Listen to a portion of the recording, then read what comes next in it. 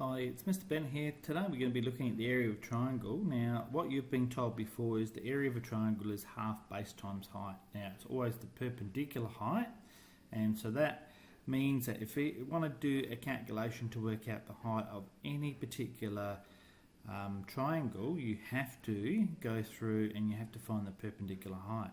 Now, that can be quite annoying if you're dealing with lots of non-right angle triangles. So I want to show you a technique today which actually works for any triangle. Alright, so if we were looking at this particular triangle here, the form we're going to say is the area, and I'll just get rid of that, area is equal to a half AB sine C. Okay, and that is for any triangle, and the triangle will look like this. Okay, so this is a triangle where you have the angle between any side. So this is side A, that side B, and this is angle C corresponding to side C. Alright, so that's how the formula works. Now, what we have to understand first of all is that for any triangle, the angle that you have there will affect that side over there. So if I make this angle A big, then side A will be big. If I make angle A small, then that will make side A small. And then C affects that side over there and B affects this side over here. Now, keeping in mind a triangle, all those angles have to add up to 180 degrees. And so what you do to one will affect the other side and so on. So they're all interrelated, but effectively what we're saying is that that angle fixes the side over there. So this is the ratio that we're using, and so for this example, if we're going to use this formula, and I'll just put straight into here, so therefore we'd say for this triangle here, the area is equal to a half of the two sides that are bound by that particular thing over here. So that's going to be 8 times by 6, and it doesn't matter which order you do that in, and it'll be sine of the angle, which is 30 degrees. Yeah, right, very, very well. Okay, so then we go to our calculator, then we can work that out. Making sure your calculator is in fact in degrees, and that is. Alright, so then I'd be simply going 0.5 times by 8 times by 6 times by sine of 30 degrees. And that gives me an answer of 12. Okay, so, and that would be 12, whatever the units are, squared, because it's an area.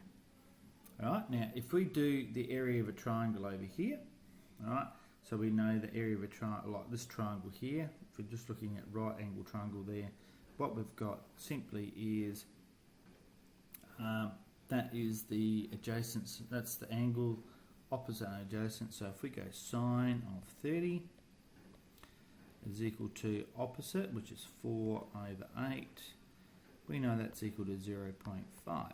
So that actually, for that side there, 8, and that means that that hypotenuse or the right angle there would be 4. So technically this is the same triangle as what I've got over here, which is this one over here. Alright, so that would give me an answer of a half of 4 times 6, which is 24.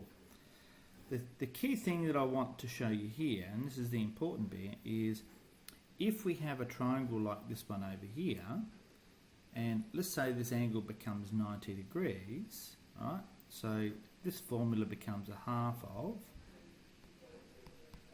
AB sine 90. Now, if you go to your calculator and go sine of 90 degrees, I get an answer of 1. Right? So therefore, what we've been using the whole time is we've been using the special case when this angle is 90 degrees. Alright, now what we've got is a more general case where it doesn't have to be 90 degrees, and so therefore if we have got any triangle, whether it's a right angle triangle, it doesn't matter what it looks like, we've now got a formula that works for any triangle. So all we have to have is the angle between the two sides and the length of the two sides, and we can work out what the actual area is. Let's just do another very quick example.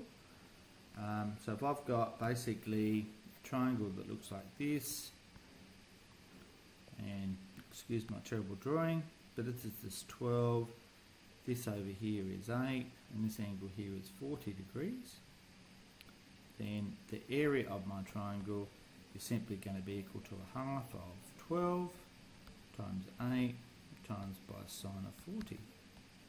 And that's exactly what I put into the calculator.